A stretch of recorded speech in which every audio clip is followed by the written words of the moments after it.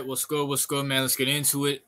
Let's talk about the Boston Celtics and let's talk about their quote franchise player, the quote superstar player, Jayson Tatum. Now, really haven't done that much coverage on the Celtics. I mean, there's really nothing to say about the Celtics, but I was thinking, Jayson Tatum, been in the league for what, 8 years now? He came to the league, 2017? So Jayson Tatum's been in the league for a while now. Jayson Tatum, I think he's 25, 26-ish, around there, maybe even 24.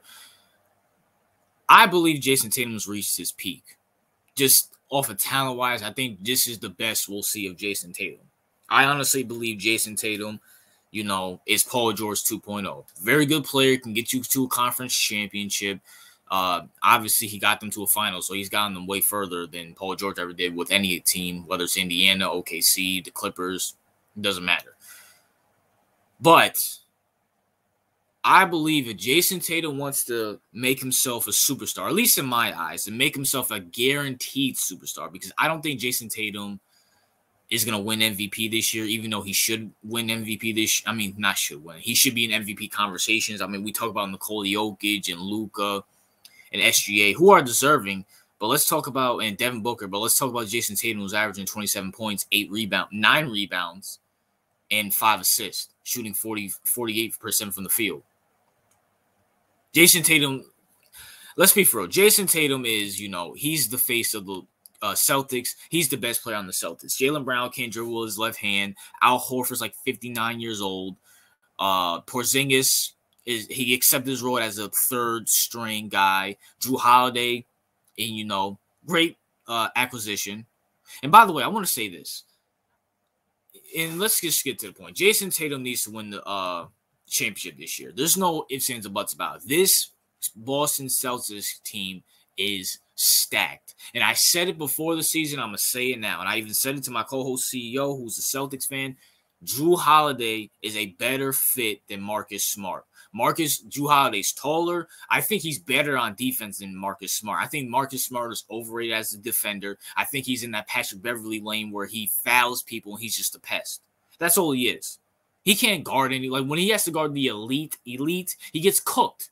He got cooked by Luka. He got cooked by Steph. He got cooked by all these people.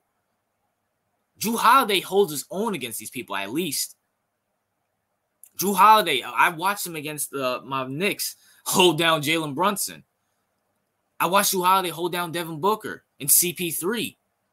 Drew Holiday is a very, very underrated defender. Well, everybody knows he's a great defender, but he doesn't get the praise that he gets. And in offensively, it's no comparison. He's better than Marcus Smart. He can hit the three. He can hit the mid-range. Now, granted, is he inconsistent? Yes. But that's better than Marcus Smart doing absolutely nothing on offense. Like, Drew Holiday can hit a few threes. He's going to show up a lot. He's going to show up at least two times in the series for the Celtics, like he did for the Milwaukee Bucks when they won their championship. So Drew Holiday is an upgrade from Marcus Smart. Having Porzingis start is a upgrade over having Al Horford start. Now, and Porzingis is an upgrade over Robert Williams, sure, because he's a better. Even though I think Robert Williams is better on defense, Porzingis I think is way better on offense. And Porzingis can play defense too. So I think the Porzingis move, and I even said it before, and I hate to say it because I hate Porzingis and I hate the Celtics. It was a great move. Even the Drew Holiday thing, I hate the Celtics. I don't hate Drew Holiday. I hate the Celtics, but they made good moves. And look at them. They're like 10 games. They're literally like 10 games. They're literally like 10 games above everybody. Look at this. Hold on. They're 46-12. Literally, they're 46-12. I think they're 10 games, or at least 8-9 games away from Cleveland, who are 36-37 games. They won. I said it before and I say it again. And this is not I'm a Knicks fan. I hate Boston. I hate Philly.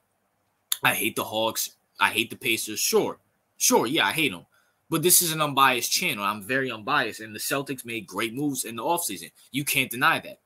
As a basketball fan and as an unbiased person, you can't deny they made amazing moves. But it all comes down on Jayson Tatum's shoulder. Tatum, This is your most talented roster since I think Kyrie's been on there. And I would argue this roster is more talented than the Kyrie one. Because I can't even remember I can't remember who your center was. And whoever your center was the years you had Kyrie, it's not better than Porzingis. Offensively and maybe defensively, sure, but not offensively. Tatum, this falls on you. And by the way, you were a rookie back then. You've been in the league in multiple occasions. You've been to a finals. You've been to multiple conference championships. You've been in high game stakes scenarios, and you come up short. You come up short like Kevin Hart. It's time for you to take this talent roster and win the finals. Not get there, because I seen you get there. That's accomplished. It's time for you to go out there and win the finals. And we all know if Tatum wins the finals, he's most likely getting the MVP. Unless he really sucks, unless he's averaging double digits and Jaylen Brown or someone else is averaging 20 points, unless that happens, which is not going to happen. Tatum needs to win the finals this year. Because I'm sorry, looking at the East, and let's be for real, when you look at the East, I love my Knicks, but the Knicks are one Donovan Mitchell signing away from being good, and maybe one trade away from being good. The Bucks are the Bucks. We'll get into the Bucks. The Sixers, we don't know about Embiid, and even if Embiid's there, who cares? Like, it's Embiid against the Celtics. We all know what's going to happen there. Pacers are a year away. Orlando Magic, a year away. Who else is in the East? Cavs. Listen, I'm the biggest Donovan Mitchell fan. The Cavs ain't doing nothing. And I want the Cavs to lose so Donovan can come to my Knicks quick, hurry, and fast. Miami, sure. But, I mean, if you notice, Miami and the Boston Celtics, when they verse each other, each team wins every other year. Miami beat the Celtics in 2020. I think the Celtics beat Miami the next year. Then it's been on and off. It's been on and off. And I'm going to keep it real with you. This Celtics team is way too good to lose to Miami. Well, I mean, you never know. But Miami's the only wild card. So the only competition you really have are the Bucks and Miami. Now the Bucks, I mean, once again, you can't count on Giannis and Dame, but they have Doc Rivers. And I think Joe Muslim at this point is better than Doc Rivers. And when it comes to Miami, you never know. You never know. But this is the year, Tatum. This is the year. Look at this roster, man. Look at this roster. This is probably one of the most – this one right here. No. Oh, I looked up. But just look at the roster, man. You look at this roster. You cannot fail with this roster. You have a better point guard. You have a better center. Your bench, the Celtics bench, whoever the Celtics scouting coach is, the Knicks need to give him a bag. Because they scout these little white boys that can shoot threes and can handle. And you got to keep Derek White. Forgot about Derek White. He's good too. And you have Peyton Parchnitz, whatever his name is. Like this, and Al Horford still, coming off the bench, which is good. Veteran leadership. And he can still hit threes. This is the year. No ifs, ands, or buts, Tatum. No ifs, ands, or buts. You have to win it this year. You have to, because honestly, if you don't win it this year, I don't see what else. I don't see what else you can put around Tatum. You upgraded his point guard. You upgraded his center. You got a good bench. He has a year under Joe Muslim. Whether you think he's a good coach or not, he's not a bad coach.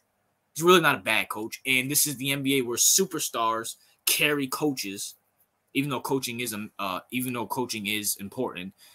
Tatum, separate yourself. Prove me wrong. Even though I don't want you to prove me wrong, I want you to always suck because I'm a Knicks fan. But prove me wrong. Go out there and win the finals. No ifs, ands, or buts about it.